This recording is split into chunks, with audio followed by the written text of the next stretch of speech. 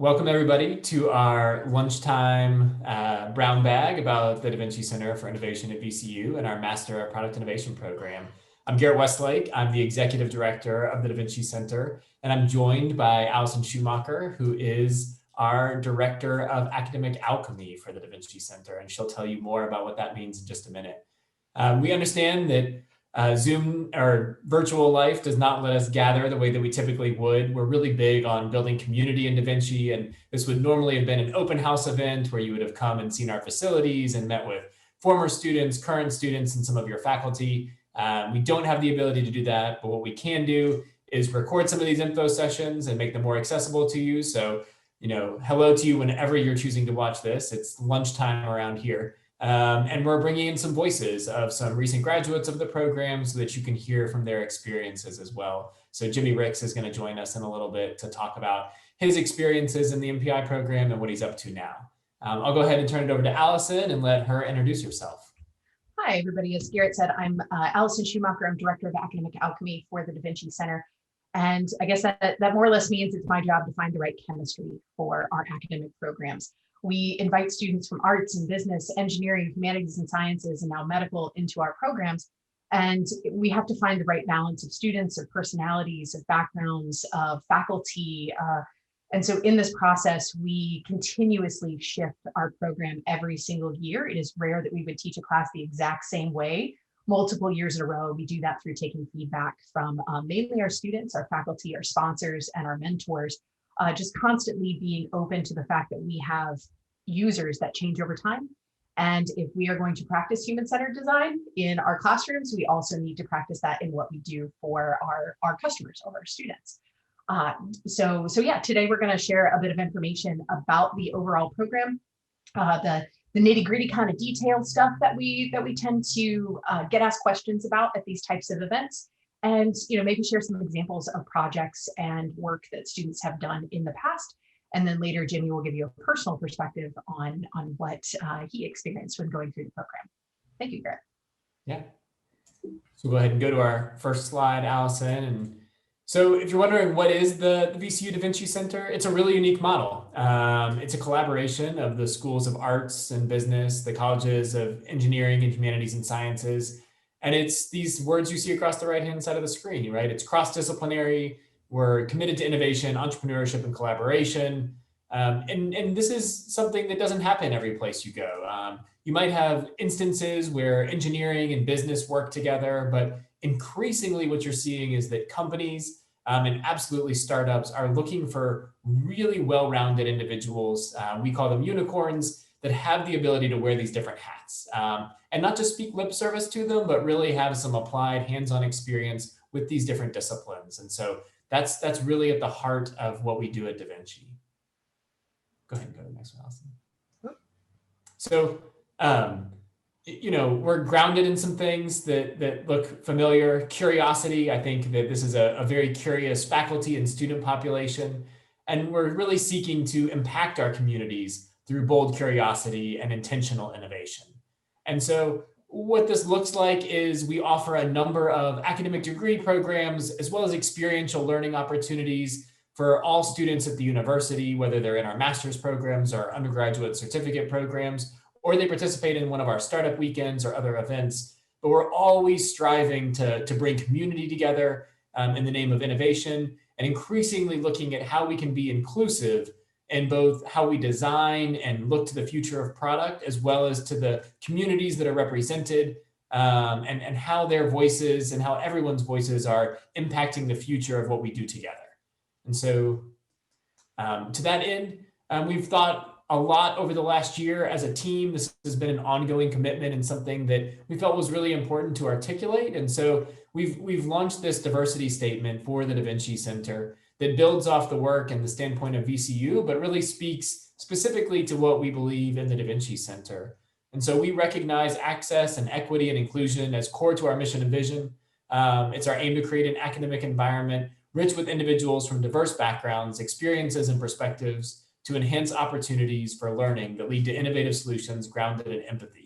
And empathy is something that we talk a lot about throughout the program and think is a really important aspect of all of these processes that we're talking about. And we're committed to fostering, I was Sorry? going to do the rest of it. Thank you. We're committed to fostering an inclusive atmosphere, both within and out of the classroom, that affirms individual identities and thrives on connection in the community. Thanks, Allison. Yeah. And before Allison shares about the academic programs, I wanted to share a brief example of what I think all of this really means in real life. So folks in DaVinci know that I'm currently a huge Peloton fan, and I'm also a huge fan of Beyonce. And today there was some really exciting news in my world, which was Beyonce just agreed to a new multi-year partnership with Peloton. And why I bring this up is that I was talking with one of our students who's in the program currently in the master's program, and she's about to graduate. She's going to graduate in December. We were talking about career opportunities for her, and she's trying to identify where her really unique mix of experiences, both from her undergraduate experience, her work experience, and her time in the MPI program is leading her. And we talked about Peloton because it's a really interesting example of what the future of product looks like. You're talking about a health and wellness company that manufactures spin bikes and treadmills, right? That sounds pretty straightforward. They do physical product. But then they add this digital platform. So they have this digital service where you can access classes on demand. So they're kind of a streaming service. Well, what's really interesting about their partnership with Beyonce is it's an exclusive media and arts arrangement where Beyonce is going to be launching new music on Peloton first. So imagine that the way to hear Beyonce's newest single is to take a spin class that features music by Beyonce on Peloton. But they took it one step further because now they're not just blurring lines between, well, they sell physical product, they have digital product, and they're partnering with musicians to influence arts. The agreement also stipulates that they're providing 2 years of free Peloton digital to all of the students at 10 historically Black colleges and universities. And there's a social impact vision between Beyonce and Peloton to positively impact communities of color. And like all of those pieces are wrapped into this company, Peloton. So when I was talking with one of our graduate students, I was like, listen, the face and feel of product innovation has really changed, right? Like what is the skill set of someone that Peloton is looking for in a product facing role when it has all of these different aspects? And I think DaVinci is that answer. We're building a responsive program that allows you to have a variety of skill sets and experiences where you could step into that role and say, I understand the importance of, equity and diversity in communities and innovation. I understand and appreciate the arts and the music side of this, as well as the physical engineering of making a product. And there's room for all of those things within just one current company. So I think that's going to be more the norm. I bring it up just because I think it's a very relevant example of how the marketplace is shifting and why the skills that we're committed to are more relevant now than ever. So with that, I'll turn it over to Allison and let her share more of the specifics of how we put together these academic programs in a way that we think is so relevant for today. Wow. So I'm just learning about this Peloton agreement, and I guess necessity really is the mother of invention here. Wow, what an incredible and impactful opportunity there. Thank you, Garrett. So getting down just to the basics of what we do at DaVinci, we run undergrad and graduate programs. And so in that, we kind of look at these from two different sides. So we look at from product innovation and venture creation, and underlying both of those is this concept of human-centered design. So on the undergraduate side, I'll just speak briefly about those because I think it gives some clarity in terms of what we are trying to do in the master's program as well.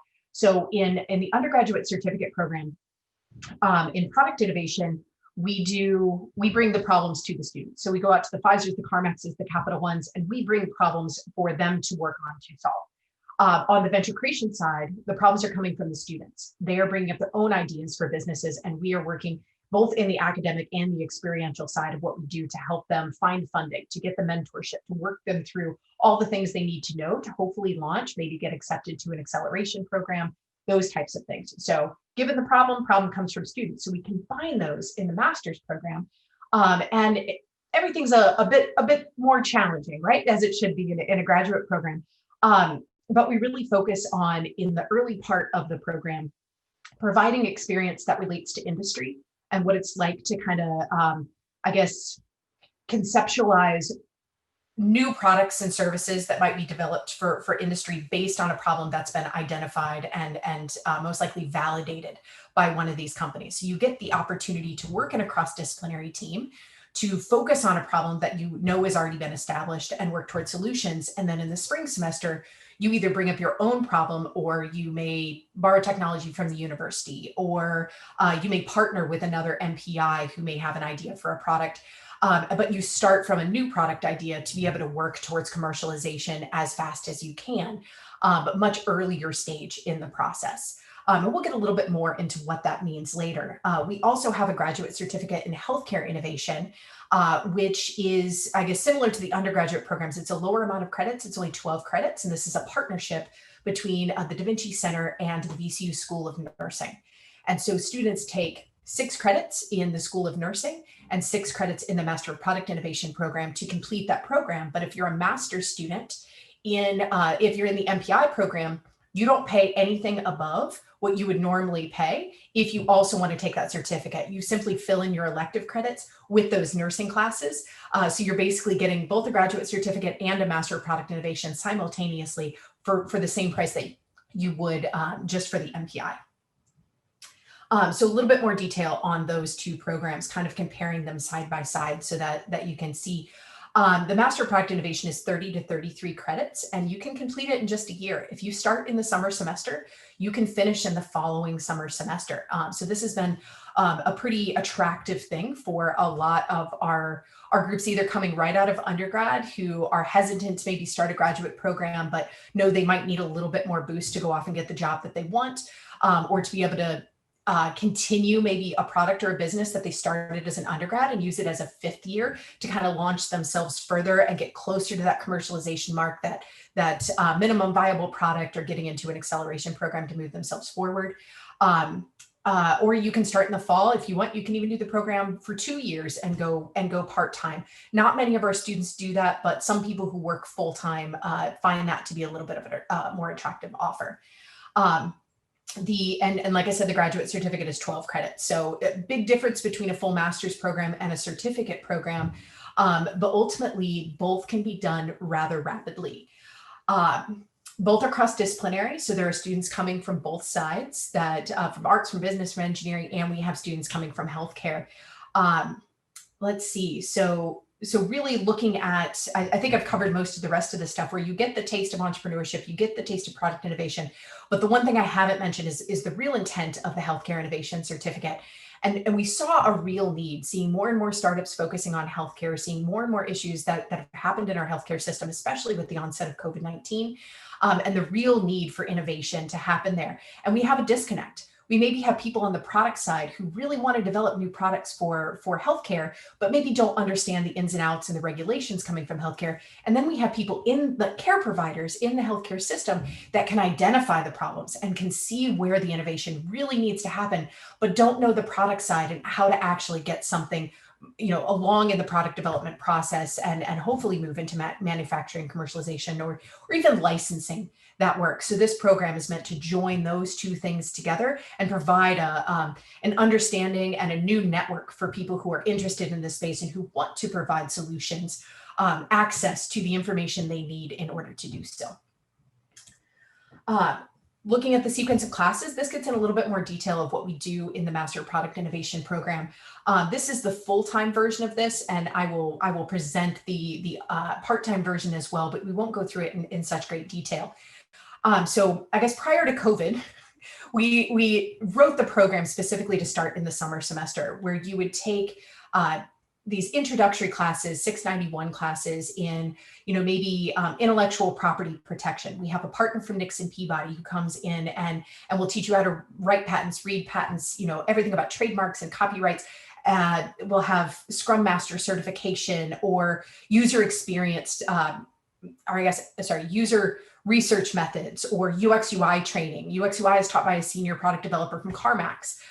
So we have people who are out in industry using this stuff in real life who come into our classrooms to actually teach you what you need to know in that space. So that's just the start. That starts in June.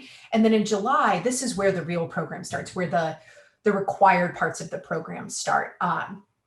It is Normally 600, in 0600, it's integrated design studio, and we normally take students to the European Innovation Academy. In the past, it's been presented in Italy. This year, if we are able to go, if COVID permitting, if we are able to go, it will be held in Portugal, either in a fully in-person or hybrid option. They are offering a virtual option, but we're still kind of figuring out what our options are there. But if we're allowed to go, this is one incredible experience. We're talking about 600 students from around the world, or 600 people, I should say, not all our students. And they're coming together to go from idea to startup in just 3 weeks. They have exposure to executives from Google, Twitter, Ducati, Ferrari, Amazon. I mean, you name it, they're there. They're giving lectures to these students. They're meeting with them as one-on-one with their teams, and for mentorship to be able to move forward. So you have this opportunity to expose yourself to this incredible network. You can join in on an idea from someone else. You don't have to bring an original idea, but you can pitch to investors by the end of it. You basically get to see the entire product development entrepreneurial process in a very short period of time. We tend to call it the fire hose effect. So we just throw as much information at you as we possibly can and see what sticks, and then bring you back in the fall semester to kind of slow things down and to go in depth, really focusing on what it means to potentially develop products in industry. In the fall, the 590 project. So I know this is the class where you really start to work in product teams. So you have artists and business and engineers, everybody who comes together on one team to solve a problem from industry. So we tend to really like to work with the CarMaxes of the world, or the Capital Ones. We have a few startups that we're working with as well this particular semester, but this class is bringing together the fundamentals from the 3 that are listed here before it. So 501 being the arts and design class, that's teaching principles. All of these are offered to people from outside the major. So if you are an artist or designer, you're not required to take this class, but it does give you a different perspective from the field of innovation, from the field of product development. We strongly encourage all of our students to take all 12 of these credits. So 501 being the arts and design, 502 being the business principles, and 503 being the engineering principles. And all of those ideas, techniques, and thought processes are coming together in 590 to solve for this problem. And actually, I think I should let Garrett get the opportunity to kind of talk about a couple of these projects that we've had in the past. We've had some pretty successful ones that actually continued on into the capstone, but it's, I think, a good time for me to pause and maybe share some examples that you might be interested in hearing. Yeah, so what we really enjoy doing is providing the opportunity for you to try on different roles. And so whether that's because you have a background in design and you really need to understand more about engineering or business, and we give you that role, as well as different verticals within industry. So a great example is we had a cardiac surgeon who was responsible for pacemaker surgeries. And he noticed a disturbing trend, which was after surgery, his patients were developing these hematomas, a bruising around the incision point for the pacemaker. We had a team that had a lot of digital design experience, tourism industry, hospitality experience, and some biomedical engineering experience work on this in a 590 class with the surgeon.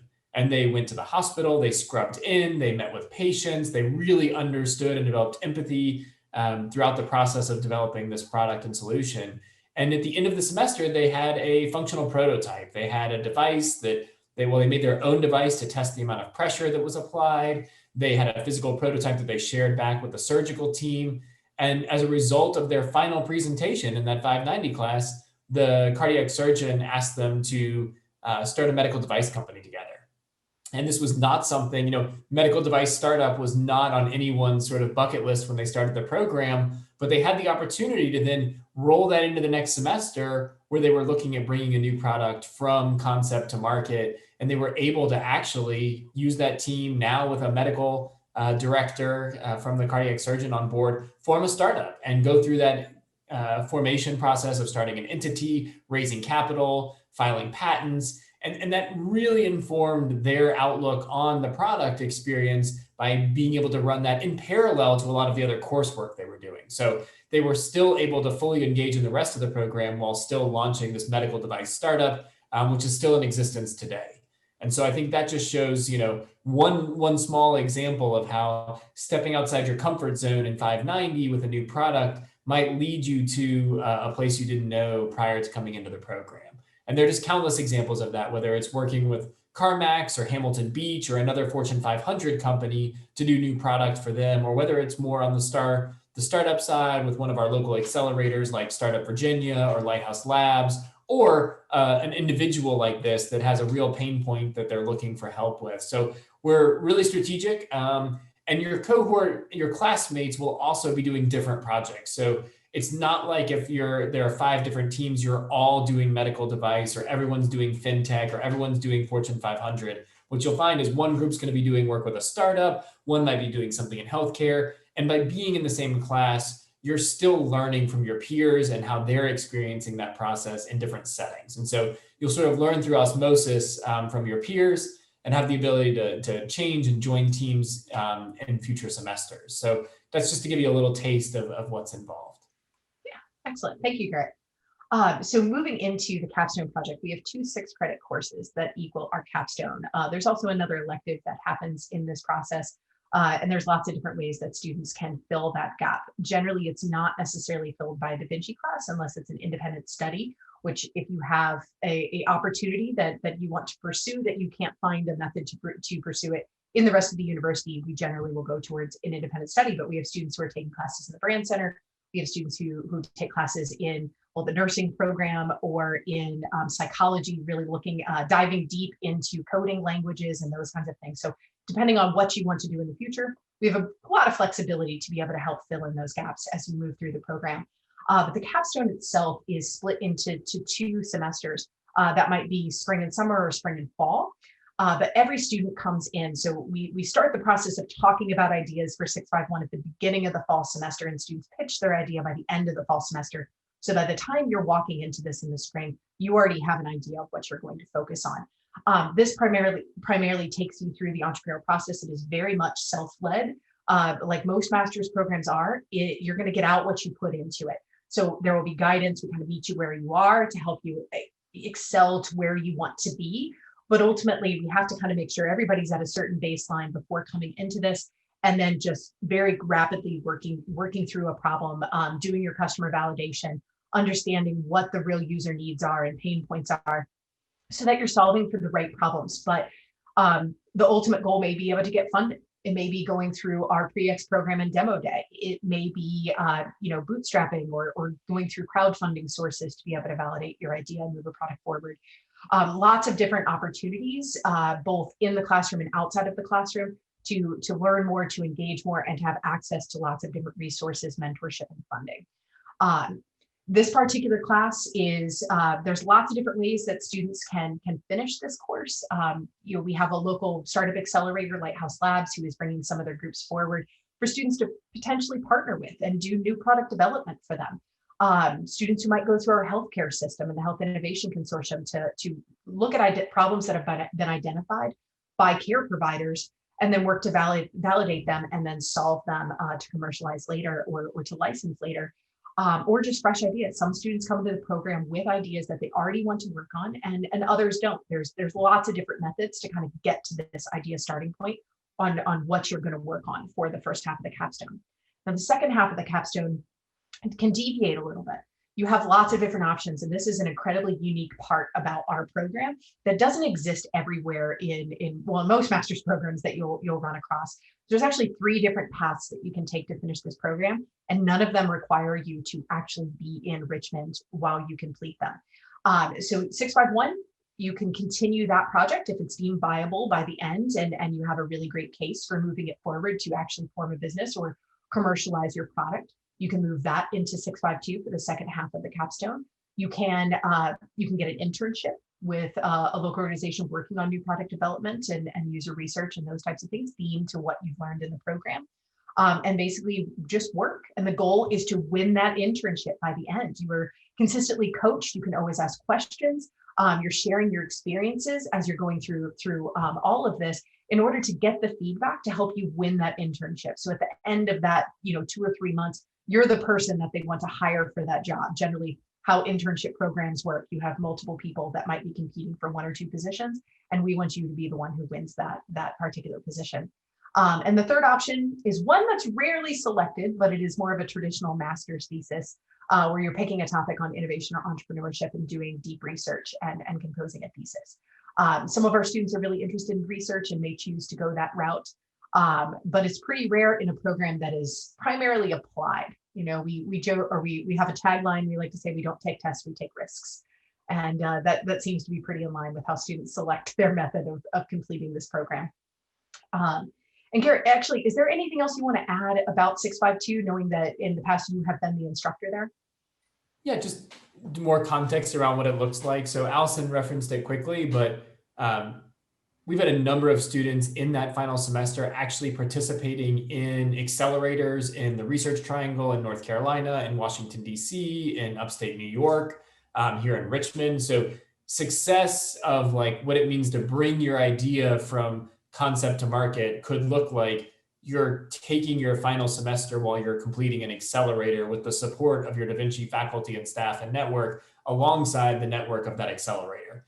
Students have also finished that 651 semester with a Kickstarter campaign that then they've worked on fulfilling a Kickstarter campaign during 652. And we've actually worked on the manufacturing of the product and the delivering of the product to customers. So, you know, just further context around what that looks like. And students have raised upwards of $100,000 plus, in some cases, hundreds of thousands of dollars for some of those more mature venture ideas that have moved through this pipeline. So this is not a case study type approach. This isn't a let's look at how other people have done it. It's a real opportunity for you as an individual or to join a team of students that are really putting something out there in people's hands and driving real dollars. And those internships have allowed people to really network with some of the upper leadership within companies, to establish relationships that have led to jobs that might not otherwise have been there. So one of our students was really interested in the international product space, and he did an internship with an international venture capital firm running an accelerator curriculum for them over the summer that then led to a full-time job in venture capital overseas. And so a lot of these things are just opening future doors, but that's just some additional context for what Allison was describing. Yeah, to build on that, especially with the internship model, we've had a couple students who kind of went in very different directions than what their undergraduate degree is, and that seems to be a pretty common thing. One of our recent grads said, you know, if you want to do anything, DaVinci is DaVinci is everything. And I think that really provides the opportunity. We've had a student come in as a biomedical engineer who thought she wanted to be an entrepreneur, decided to pull away from that, became a product owner at Capital One. We have other students who successfully built physical products in the program and are launching those products now. French Slide, if you want to look that one up. But at the same time, also wanted to learn, what the world of industry kind of looked like. So he came straight from a criminal justice background in undergrad, built a door with his engineering roommate, and that's now going into manufacture. And he also runs business development for Xerox now. After he did an internship there, they hired him on full time. So some pretty great examples of just kind of how people can change trajectories of where they want to go in their careers, or really have the option to do, entrepreneurship, or both. Okay, just taking a quick look at the part-time schedule.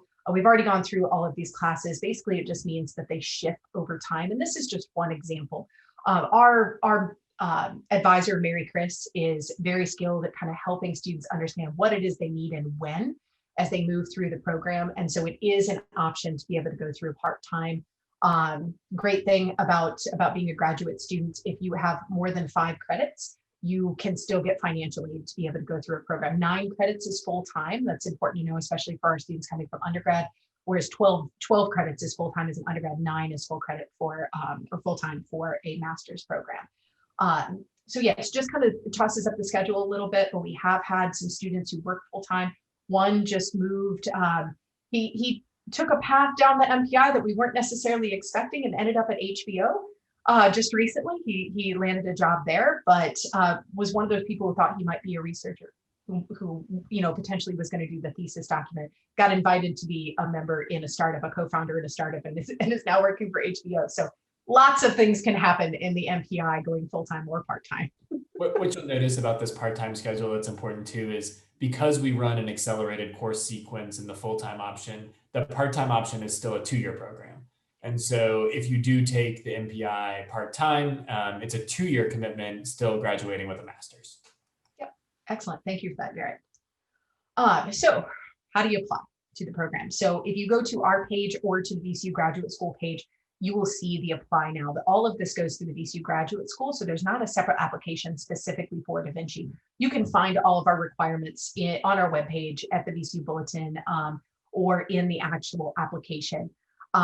So if you click in the graduate header after you go to our page, you will find the Master of Product Innovation in the drop-down menu and click Apply.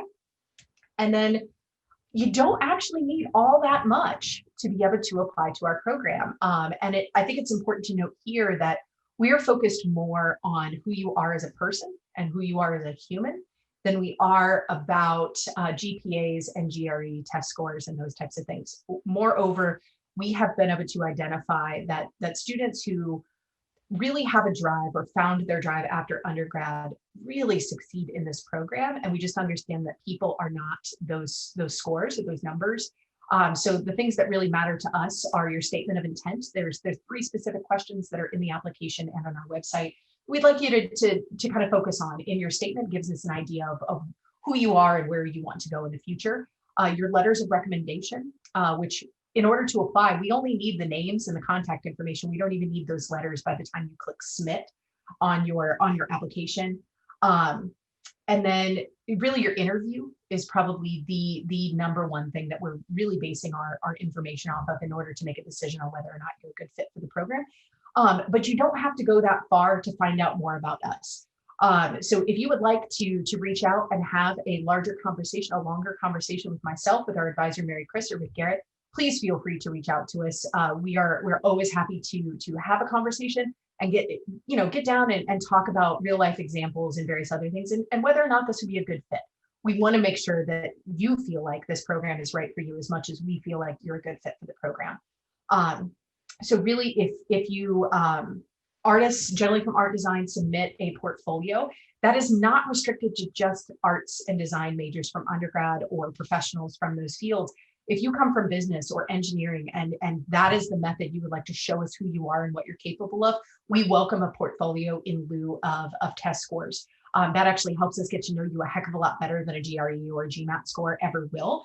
And actually right now we are putting a pause on test scores for this program, at least for the 2021 year. The challenge of actually engaging and taking those tests right now during COVID is a pretty big challenge. That some transitions have been made, but honestly, they just don't matter that much for who we are trying to bring in and how we're trying to get to know you. So for right now, with the VCU Graduate School, we have the ability to waive those test scores going forward. And then we just need unofficial transcripts at least, and the request for official transcripts sent to your school. So ultimately, if you're writing a statement of intent and you've asked 3 people to be your recommenders, you pretty much have most of what you need beyond maybe a resume to submit for this particular program. And then we can get those letters of recommendations later. And once we have 2, then we can reach out for an interview if you're a solid candidate. I think that's all I have for this one. Garrett, anything else to add before we go? I think that's it. And so, now we're excited to be joined by Jimmy Ricks, who graduated from the Master of Product Innovation program in 2018. So we're gonna welcome Jimmy. Sure. Thanks very much. So like Garrett mentioned, my name is Jimmy Ricks.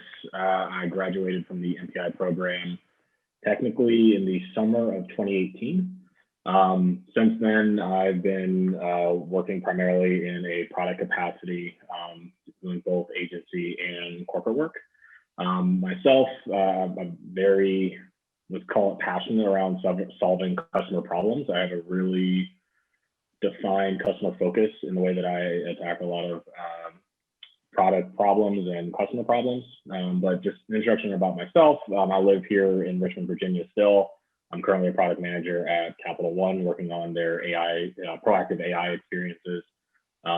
Quick hobbies. I like to cook, barbecue, smoke meats, all that good stuff. And during the pandemic, we got a new English bulldog that's pretty much swallowed up the entirety of my life. Yeah, it's pretty much me in a nutshell. Awesome. Awesome.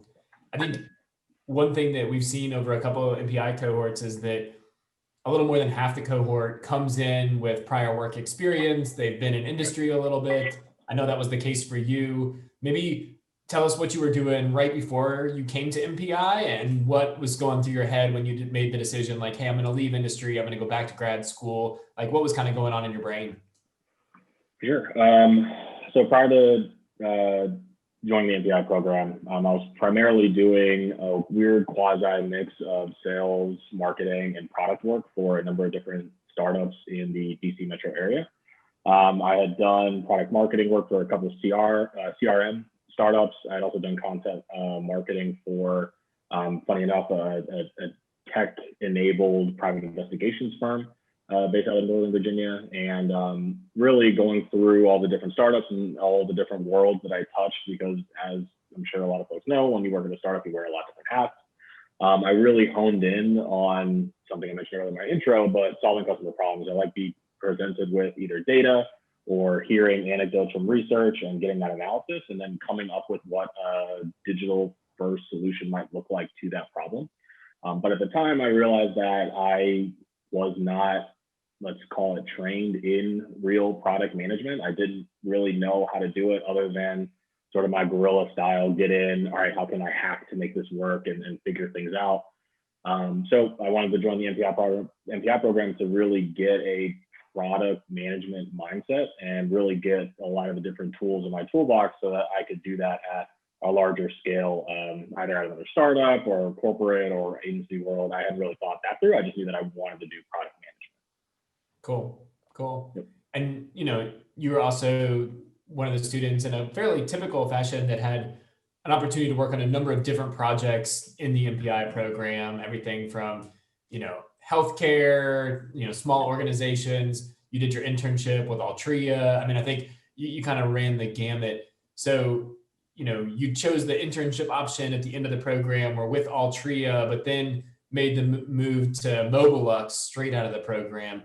Maybe talk about, how you found MobileX, what you saw in MobileX coming out of the program, and how your skills and for those folks that aren't familiar with MobileX here in Richmond, maybe talk a little bit about what MobileX does and what your role was when you left MPI to go work with them. Yeah, absolutely. So really quick, at a high level, MobileX is a custom software agency based here in Richmond. They do the full gamut from full product or software product development all the way to brands work. We can do app development. There was all sorts of number of different things, but it was primarily product development from a technological sense. Or at MobileX. Now, how I ended up there at Altria, just to back it up a little bit more, my internship was focused in digital marketing, well, primarily innovation within digital marketing for one of the brands that Altria owns. I really liked it, but wasn't really what I wanted to do long term. I wanted to get out of the marketing space and more into hardcore product development. And to cut my teeth there, because again, I hadn't had a real role just in product management, I got introduced to MobileX through another MPI graduate, Shannon Eastwood, who brought me in and said that MobileX was looking for as what they were calling at the time, a strategist, which would, again, just like a startup, wear many different hats. So it'd be product strategy, marketing strategy, brand strategy, all sorts of those different pieces under one umbrella. And that really appealed to me because not only would I, again, cut my teeth in product management, I'd be doing it with a number of different clients, from large corporations to just getting off the ground startups. So I could see pretty much all the different ups and downs and learn all the new tricks of the trade and how to do real product management from just all, companies of all different sizes. Really, I'm trying to think of the best way to explain this, because like everything I learned in MPI is everything I did in MobileX. So I don't want to just be like everything I learned I did, but it really was that in the truest sense of the word. When I was in the program, I hadn't really been previously in my work experience tasked with leading an empowered, what's called an empowered product team. You have the product manager, designer, developer, researcher, all of that sort of things. And that was a critical skill that I learned at the MPI program is how can you, from a product perspective, lead a diverse and cross-functional team to really achieve that North Star, right? So when I went over to MobileX, I was getting presented with all of these different clients who had completely different needs, different potential solutions and customer problems that we needed to work towards. And I had to work with not just one, but multiple empowered product teams to solve different problems. So it's not only that I use those MPI skills to solve one specific problem for one client or one company. I was using those tools to solve multiple problems across multiple different industries with a lot of different people. And that was something that I thought was critical that I learned at MPI that really helped me when I joined MobileX. Cool. One of the things that we've really missed out on in moving these things to virtual is I think it's hard for prospective students sometimes to get a feel for the culture of the MPI program. And so one of the things we're hoping that by inviting folks like you back to share is, give some perspective, give some context for someone that's considering the program. What's the culture like as a student? What is that student experience? What's the relationship like with the faculty and how it all kind of flows? I know it's hard to do. It's a lot easier at a reception at our space, but with a bar and all the other, great food that we typically have at these things. But, give folks what was your takeaway from the culture of the program? If I had to use one word, I'd probably use collaborative, because I think there's a couple of different levels to that, right? I know the program's changed since I joined, but my first experience with MPI was obviously my interview with you, which was not like any work or academic interview I had ever done. You were extremely receptive to sort of my work experience and saw what I was striving for, even though I hadn't, been in school for a number of years at that point. So that was something that was completely new for me. That I one, just again to say it on recording, thank you for giving me a shot, because going into the MPI program, I don't want to blow it up, but it really did change my life and change my career trajectory going forward. And then once that interview happened, I got accepted to the program, and I began to transition back down to Richmond. I had that 2-week intro course ahead of going out to Turin for the EIA with Allison and a number of different teachers. But again, immediately being brought in and being told, hey, you're going to go live in Italy for 3 weeks while, getting thrown into the lake with all of these different potential projects and companies and all that stuff from all over the world. And, for me, I haven't lived outside of Virginia in my life. I had never been to Europe.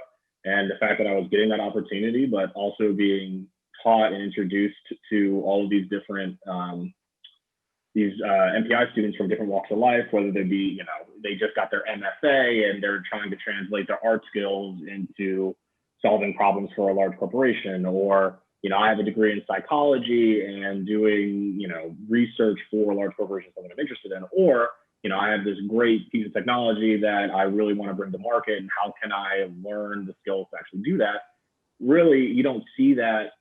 You don't see all those different backgrounds when you come to, when you go to work, because we're all working towards the same thing. Where here it was sort of, hey, I'm getting all these different new walks of life and all these different goals, and how can I borrow some of the things that they know, while they can borrow some of the stuff that I know, which is digital marketing, sales, and product management to an extent. So it was, I don't want to say it was like a bartering system from the get-go, but when we went over to Italy and we're being introduced to students from, schools out, I think UCLA has a big presence there. There are other major schools that are there. And then there's just people who from all over the world who want to learn how to start a new business.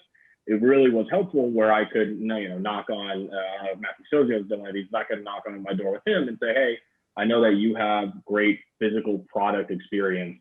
I have an idea to build this thing. What are the realistic steps that I need to actually accomplish that stuff? So a lot of that sort of cross-functionality and just coming from people in different backgrounds, and then the openness that folks had to share skills with me, and then also vice versa, I wanted to be able to help the other students in the program and really succeed as a whole. Now that was just like, I don't want to that was like the first 3 weeks of being in the or what, like month. So, you know, in-person classes at VCU hadn't really started yet. From there, you know, that initial sort of collaborative space at EIA really, you know, catapults the rest of the program, right? Because you go into your first class, what is it, 590, correct, Allison, is where you do your project-based class, right? So I'm getting put into a project team where in Italy, I had no one from the MPI program on my team, where I'm only working with MPI students. But at that point, we had already lived together for about a month in a new country, and we were already getting a pretty good understanding of how we communicate and work together.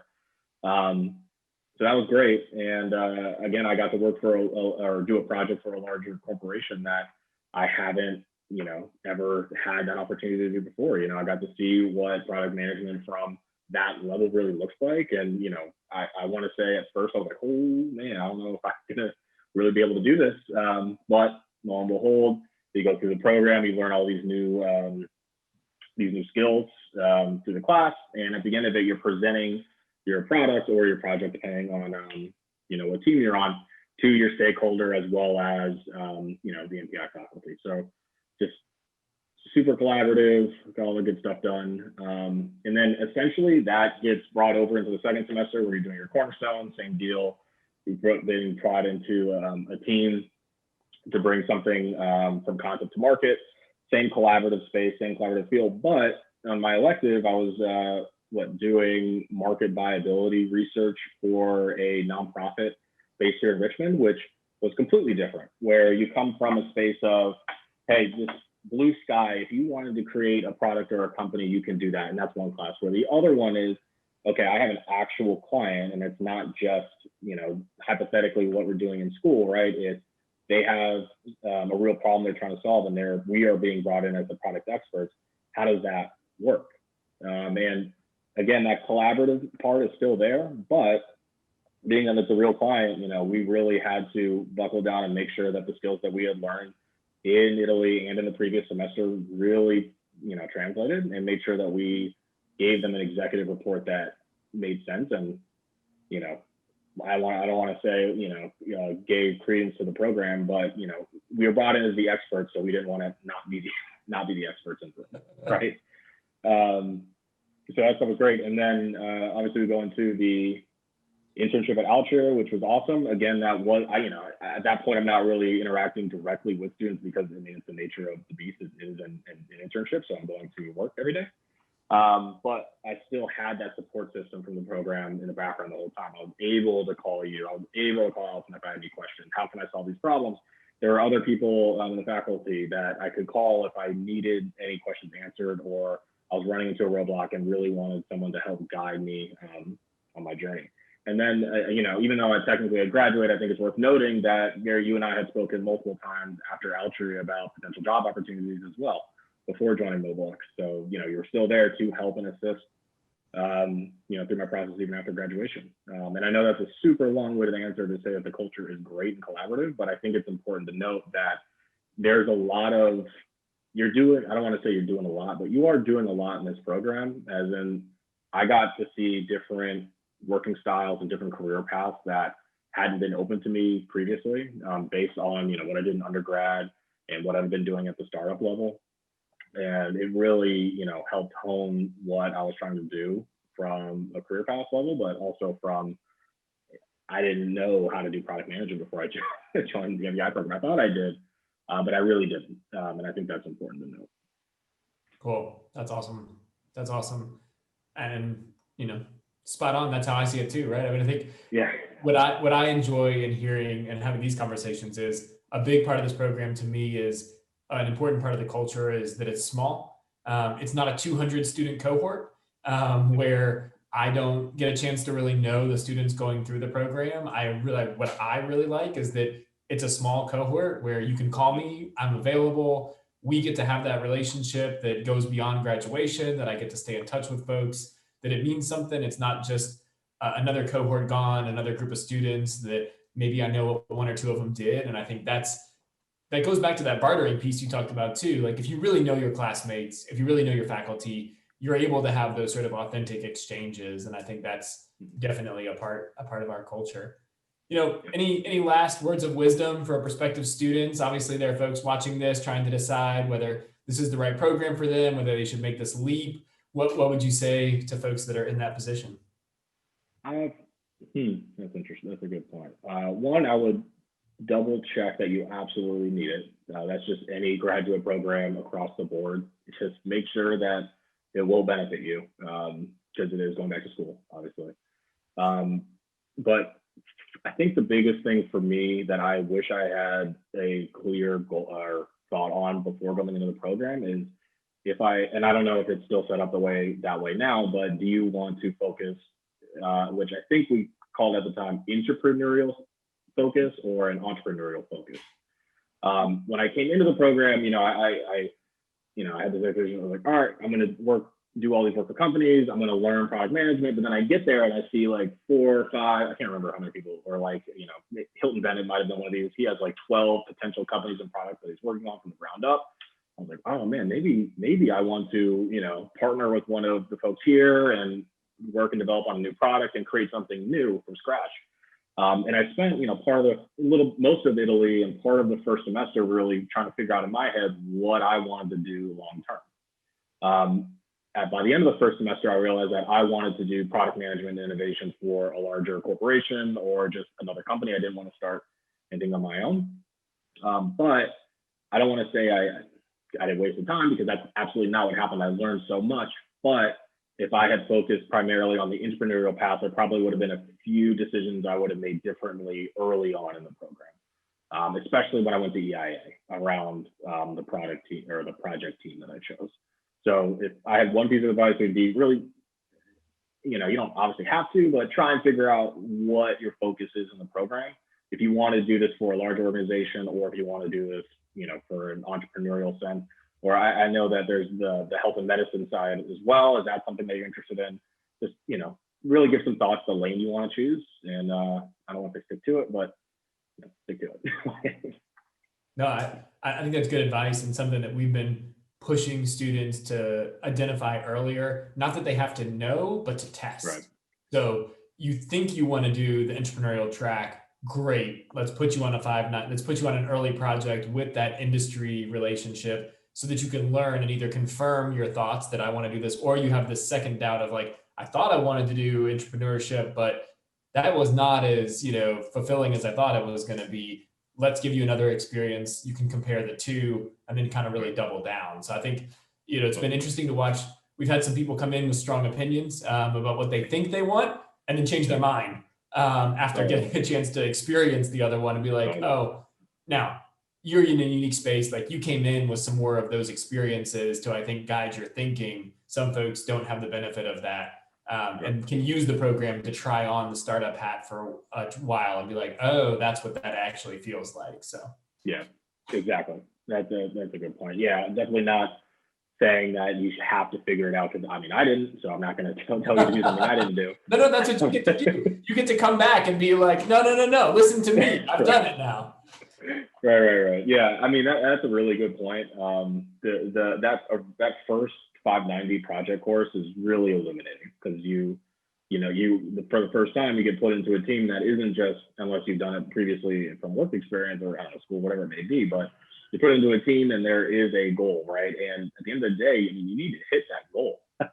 Like for us, it was coming up with a prototype, right? But the fidelity of that prototype needed to be pretty high quality for the company that we were doing our project for. And I know that was the same across the board. So I guess that's what I'm trying to say is, like, give some thought to it to help guide those decisions, because, I'm even thinking about my EIA project, and I was doing, like, at the time I said, yeah, I can do web development. I was like building websites. I was like, yeah, that skill helps me now, but it's like not what I'm doing on my day-to-day here. You know what I mean? So that's to help clarify. I'm not saying you need to for sure know what you want to do, but, it might be helpful just to help pick a lane. Yeah. Cool. All right. Well, those are all the questions we had for you. We really appreciate you spending some time with us this afternoon and coming back to say hi. For sure. Yeah, I'm all for it. Welcome back to the program. Super helpful. Thank you, Jimmy. Awesome. Thanks, Jimmy. Thanks, y'all. Thanks. that good? That's good. Yep. Appreciate it, man. Crazy times. Crazy times. Right. Yeah. Yeah, I'm more than happy to help where I can. Things are a little nuts right now with the holidays, and code freezes are about to start happening soon. But whatever y'all need from me, more than happy to. Awesome. I've mentioned your name to 2 people, just so you know. Jordan Williams was going to reach out to you on LinkedIn first, just as the instruction, and then the woman we talked about who already works at Capital One before, who's potentially looking at the prison system, Lacey Hancher. So just so you know, I've given your name to those 2 people. I haven't given email addresses or anything. Just told them to connect through LinkedIn first.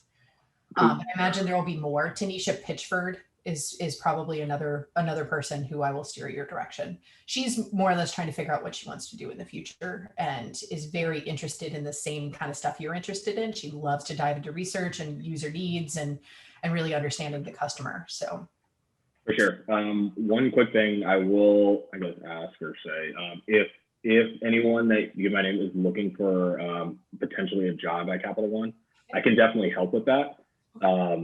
I can, I can go that route. What's the best way to put it? Like earlier on when I joined at Capital One, I had a bunch of people, just not from the program, but just random people like, hey, can we talk about, what it's like working at, and I'm like, I know you want a job. It's okay. Just talk to me. I can do whatever. I can do the best I can. Right. So like, that's, just let them know, like, if that's what they're looking for, just ask. I have no problem with that. I don't want to pageantry isn't for me, all of that. So most of the people who do this want the pageantry a little bit. They're like, oh, okay, yeah. It's like you're asking me questions. I'm a valuable person because of my knowledge, and most of them don't want people to just outrightly ask them for jobs.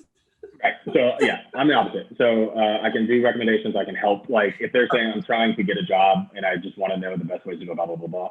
So I got you. Excellent. Thank you for that clarification. I will let them know. Cool. And just so you know, it's been really fun. I've been invoking your story to change policy at the university around how we use GPAs. Oh, shoot.